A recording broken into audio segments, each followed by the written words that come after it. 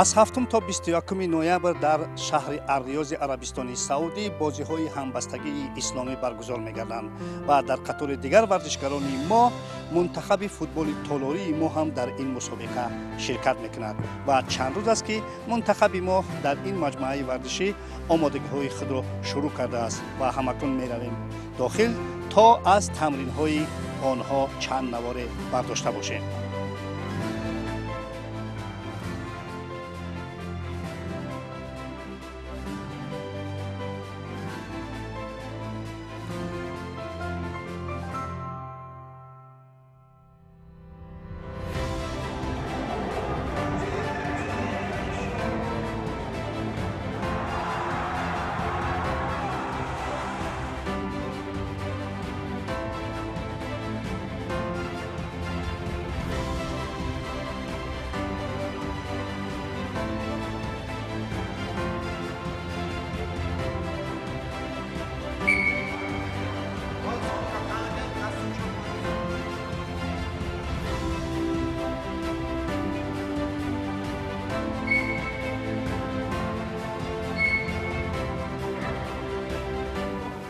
мо мунтахабро дар ҳоле дарёфтем ки дар ин толор машқи ҷисмонӣ мекарданд ва албатта бо ҳузури сармураббии мунтахаби тоҷикистон Пайрав Воҳидов ва ҳоли ҳозир меравем пеши Пайрав Воҳидов ва бо он кас суҳбатро анҷом медиҳем.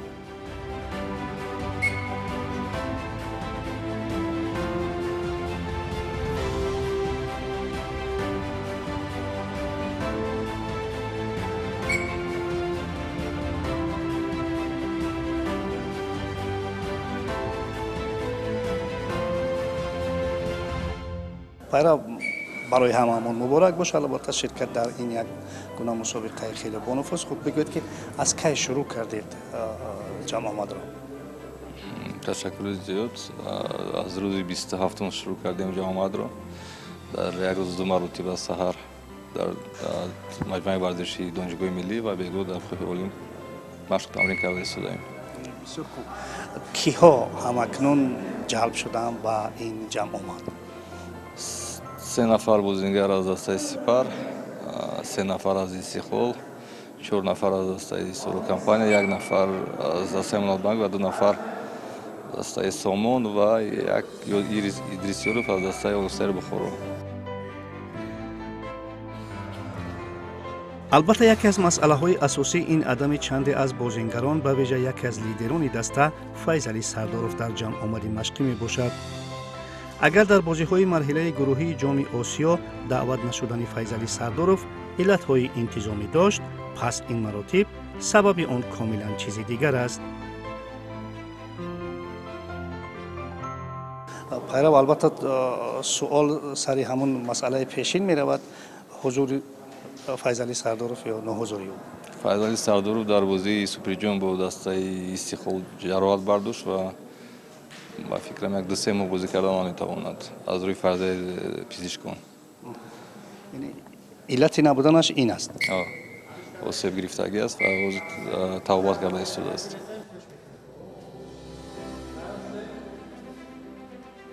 ба ғайр аз Файзали Сардоров чанд нафари дигар низ мунтахаби моро дар ин мусобиқа кӯмак карда наметавонанд.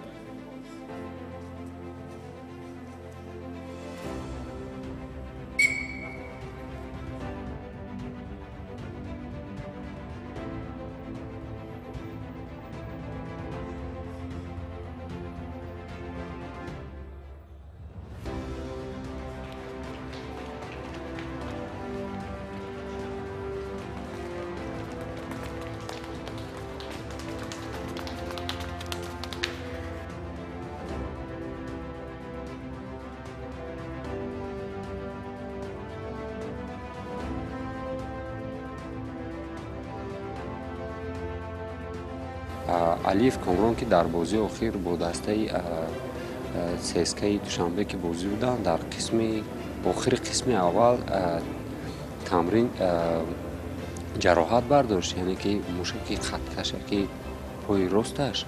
ҳоло алиф Комрон низ дар ҳолати барқароршавӣ аст. Муҳаммад Раҷабов чӣ? Муҳаммад Раҷабов пеш аз бозие ки Соро бо дастаи Сипар буд, дар тамринҳои дастави зарбаи буғуми пои рост гирифт, яъне ки чӣ хеле ки аз рӯи акси рентгенӣ ба мо маълум шуд ки камтар шикасти буғум дошт. барои ҳамин аз тамринҳо ва бозиро дар бозиҳо ва тамринҳо иштирок карда натунист. Иқбол Воситзода чӣ? иқбол воситзода аз сабаби саломатиаш ба тими мунтахаб омода натунист.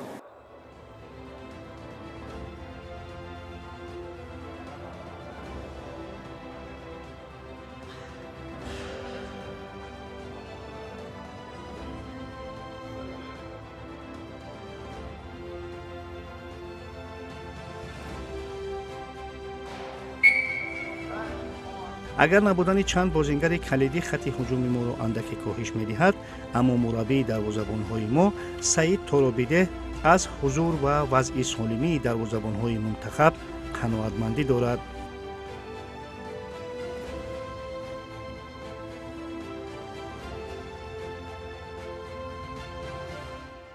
салому алайкум. سلام علیکم. بگویید که حال دروازه‌بان‌ها در چگونه است؟ هر سه تا دروازه‌بانمون شرایط خوبی دارن. هم دو تا فیروز هم نورالدین شرایط خوبی دارن. تو لیگ شرایطشون خوبه. فیروز که هر هفته داره بهترین دروازه‌بان میشه. نورالدین هم خوب داره کار میکنه. فیروز باز محمد فام داره عملکرد خوبی تو لیگ از خودش نشون میده تو تیم سامان. الحمدلله این سه روزی هم که توی اردو بودیم شرایط خیلی خوبی دارن. مشق‌ها رو خوب انجام میدن، هم سحر هم بعد از ظهر، و به امید خدا که شرایط خیلی خوبی هم تو مسابقات داشته باشن. خب ببینید که آقای سعید، البته که اولویت با فیروز بکمرودوف داده می شود، اما با هر صورت حال اون دو دروازه‌بان که دیگر هم که من این قول میدم که در آینده نوری از بهترین های آسیا هم میشه. اگه بتونه همینجور خوب کار کنه، هر سال پیشروی داشته باشه، میتونم قول بدم که هم ردیف فیروز پیشرفت میکنه و یعنی آینده دروازه‌بانی تاجیکستانه. سلامت باشید. تشکر از شما. ارادت.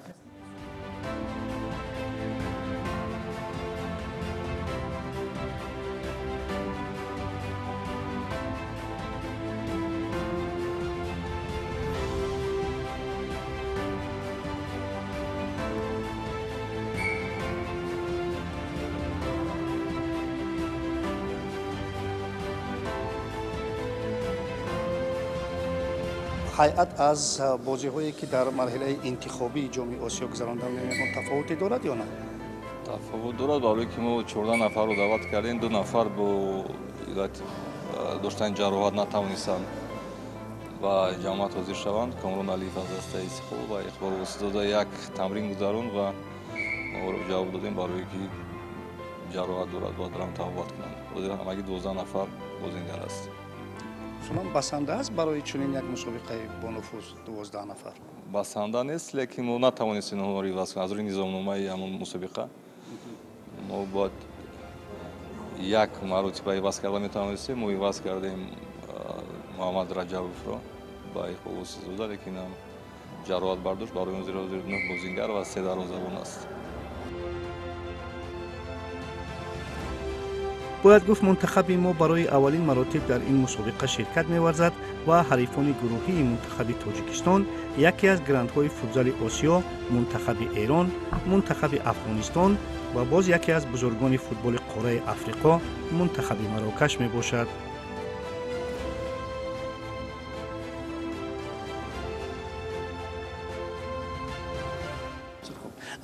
дар бораи гурӯҳ бигӯем.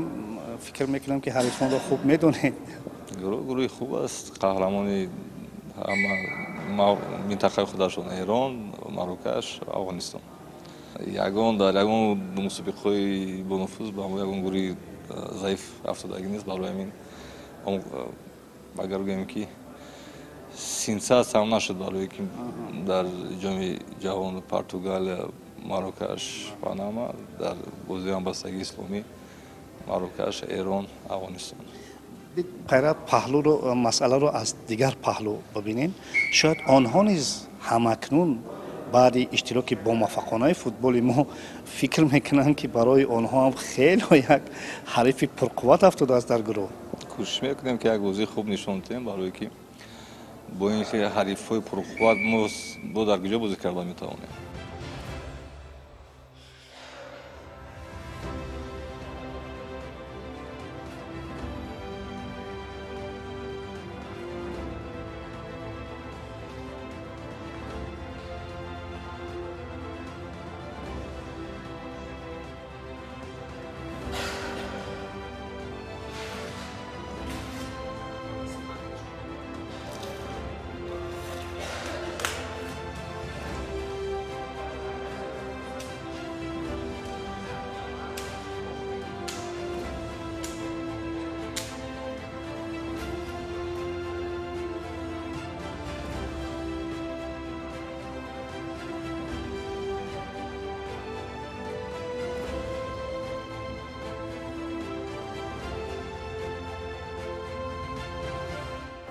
خب دوستان عزیز، چگونه که گفتیم این مشق البته از مرحله های دیگر هم عبارتند.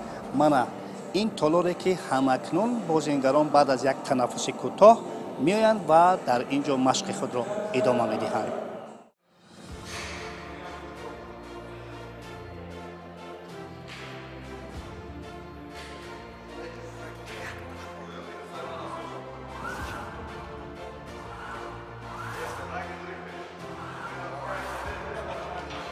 حالا خوش میکردم بگوید که مشق ها در اون تالار از این تالار چی تفاوت دارن یا که برعکس این تالار از اون تالار چی تفاوت دارن؟ اون تالار برای هم اون تالار برای بدنسازی بود، همین برای بدنسازی، لیکن مشقایی که در اون تالار بود برای قوت کردن مشترک بود. این هم همون است، لیکن اینجا ما با از تریناژورها استفاده می‌کنیم. تقویت می‌آورند. تقویت می‌آورند.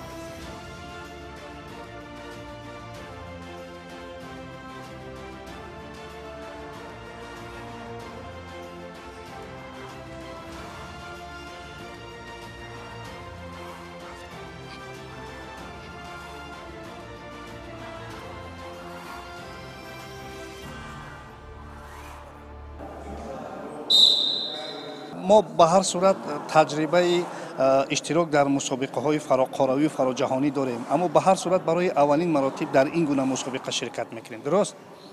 اولین مراتبه، لیکن با فکرم تجربه بازیگری ما کلان است. بله بله. که ما تجربه بازیگری با دسته پرقوت جوانی داریم. یگان مشکلی نیست، باید یک آمادگی خوب گیریم و اون چی نقشه و مقصدهای داریم توانیم اون رو اجرا کنیم در وقت رفتی بازی. ببینید که در یک گروه با افغانستان و ایران بازی کردن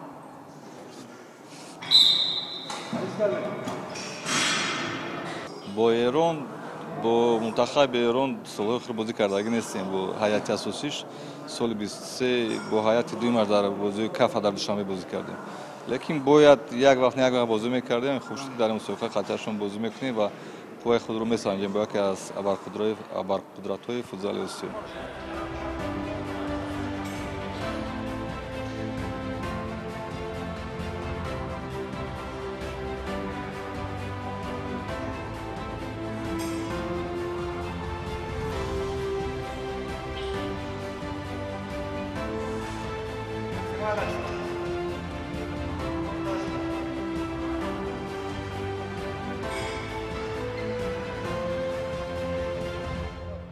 از این دو گروهی که هست، اصلا گروه خیلی پرقوت من همین گروهی که ما هستیم، یعنی با یک قولی که خوب است که محض همین گروه است، چون از این گروه میبرایم دو دسته راه خط میگیرد، با قولی که راه ما اندک کشاده‌تر میشود.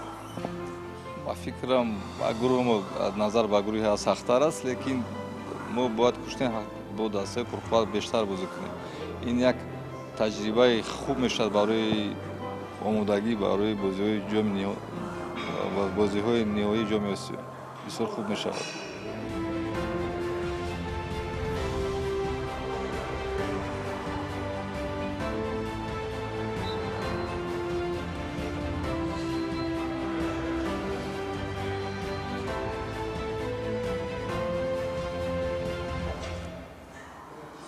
سلام فیروز جان، آمادگی چی خیر؟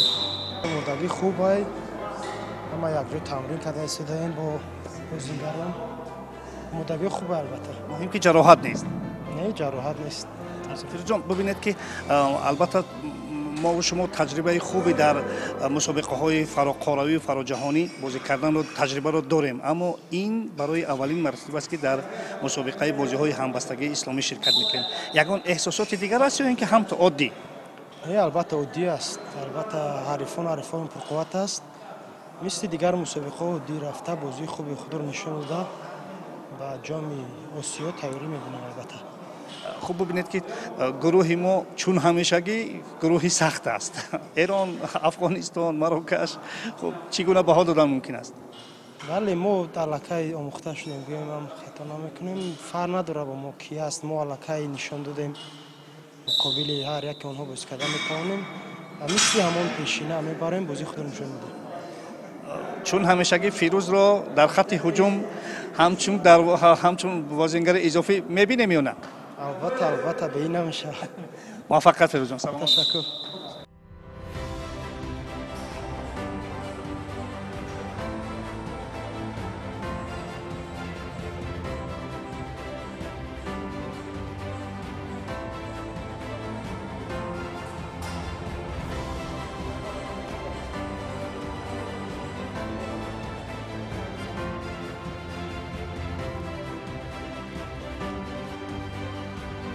چنانچه دروازه‌بان نامدار ما گفت، ما کیهاست که با سرشناسترین منتخب‌های عالم در مسابقات سطح جهانی بازی کردن را عادت کرده‌ایم و جای شبهه‌ای نیست که این تجربه در برآمد با موفقانه دسته تاجیکستان در این مسابقه کمک خواهد کرد.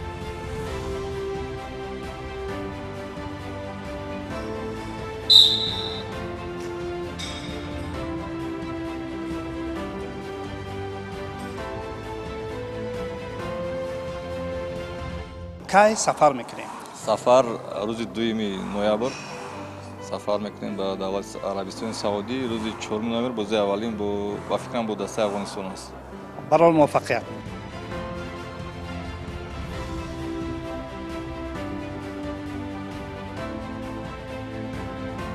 خب دوستان عزیز، تا جای توانستیم از تمرین‌های منتخب تاجیکستان نواربرداری کردیم و همین می‌سازد که با آنها در این مسابقه برای کامیابی را تمنا کنیم. در همینجا برنامه فوتبال تاجیک به انجام می‌رسد. خیر.